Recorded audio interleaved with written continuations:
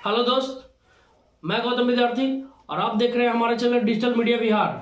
आज हम बात करने वाले हैं एक अजीबोगरीब मामला है। कुछ दिन पहले का ये मामला है जहां खगड़िया के फैमिली कोर्ट के जज ने अपने आवास पर जो सुरक्षा में तैनात जो होमगार्ड के जवान हैं उन पर यह आरोप लगाया कि जब उन्होंने अपने होमगार्ड के जवान जो सुरक्षा में तैनात थे उन्होंने जब उनको गेट खोलने के लिए कहा और जब वो गेट खोलने के लिए आया तब उन्होंने कहा कि मैं आपके बाप का नौकर नहीं हूं कि मैं आपके लिए गेट खोलूं, ऐसा उन्होंने जज साहब ने आरोप लगाया। और उसके बाद वो अपने सरकारी रिवॉल्वर का राइफल जो होता है वो जज साहब के सीने पर तान दी, ऐसा जज साहब का कहना है और ऐसा उन्होंने एफआईआर दर्ज करवाया है। और उन्होंने तुरंत ही पुलिस को कॉल किया और बुलाया। लेकिन जब पुलिस जज साहब के आवास पर पहुंची तो वहां का नजारा कुछ और था। वह जो जज साहब ये आरोप लगा रहे थे अपने गार्ड पर या अपने संतरी पर, जो उस गार्ड पर जो उन्होंने उस गार्ड का काम था कि कोई आए तो गेट खोलना और कोई जाए उसके बाद गेट बंद करना। तो जब जज साहब सुबह अपना मॉर्निंग वॉक कर लौटे तो जब वो गेट अपना ढकढकाया तो वहां पर होमगार्ड का जवान मौजूद नहीं था।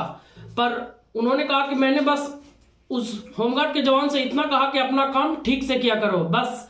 और क्या था, इतना ही कहना था कि उस होमगार्ड के जवान ने बदतमीजी करने लगा और अपने जो राइफल है वो मेरे पे तान दिया। और उसके बाद उन्होंने पुलिस थाना में कॉल किया और पुलिस आई और एफआईआर दर्ज उन्होंने करवा दिया। लेकिन जब पुलिस वहां आई तो उसका नजारा कुछ अलग ही था।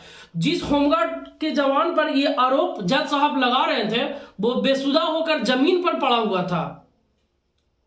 तो सोचिए कि उसके साथ वहां क्या हुआ होगा। जब जज साहब उस पर आरोप लगा कि उसने उस पर रिवॉल्वर तान दी, राइफल तान दी, पिस्तौल तान दी, लेकिन जब पुलिस वहां पहुंचती है तो वहां वो होमगार्ड के जवान कुछ बोलने के लायक ही नहीं था और उसे उसके शरीर पर जख्म के निशान से जैसे लग रहा है कि कोई उसकी बहुत पिटाई किए हो।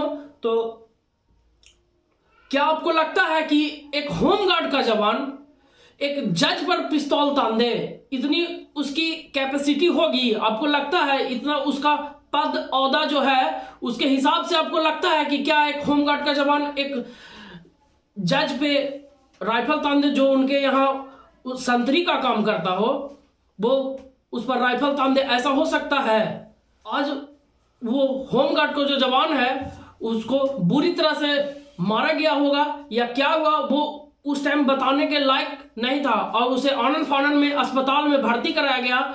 जिस दिन का यह मामला है उस दिन का पुलिस का भी कहना है कि जब वो वहां पहुंचे तो वहां उसके शरीर पर कई सारे चोट के निशान थे और वो बेसुधा हालत में था और उसे होश नहीं आया।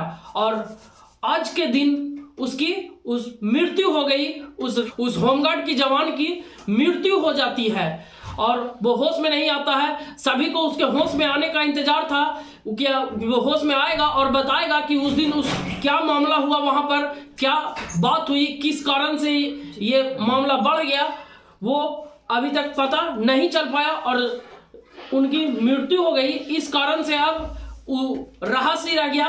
तो इस मामले में अगर जांच होगी तभी पता चल पाएगा कि आखिर उस दिन हुआ क्या था वहां। लेकिन इसमें होमगार्ड के जो जवान है उसके परिजनों ने जज पर एफआईआर करवाई थी, लेकिन उनकी एफआईआर नहीं ली गई। उन्होंने एफआईआर लेने से मना कर दिया, जबकि होमगार्ड जवान एसोसिएशन ने भी बहुत कोशिश की कि एफआईआर ले लिया जाए और उस पर जांच किया जाए। लेकिन मामला हाई प्रोफाइल है, जज से जुड़ा हुआ मामला है, इस कारण से एफआईआर दर्ज उनके तरफ से नहीं हो पाया है। लेकिन जज की तरफ से सिर्फ एक फोन करने पर ही एफआईआर दर्ज कर लिया गया। लेकिन उसकी मृत्यु हो जाने के पर भी, होमगार्ड की मृत्यु हो जाने पर भी जज पर एफआईआर दर्ज नहीं हो पाया है। तो ये कैसा प्रजातंत्र है? आप कमेंट करके बताएगा। और अगर इस खबर से जुड़ी कोई और खबर आएगी तो मैं आपको वीडियो के माध्यम से जरूर बताऊंगा। और आप इस केस के बारे में क्या सोचते होंगे जो कमेंट करके जरूर बताइएगा। क्या हुआ होगा उस दिन, ऐसा कुछ आप सोचते होंगे तो जरूर बताइएगा कमेंट करके।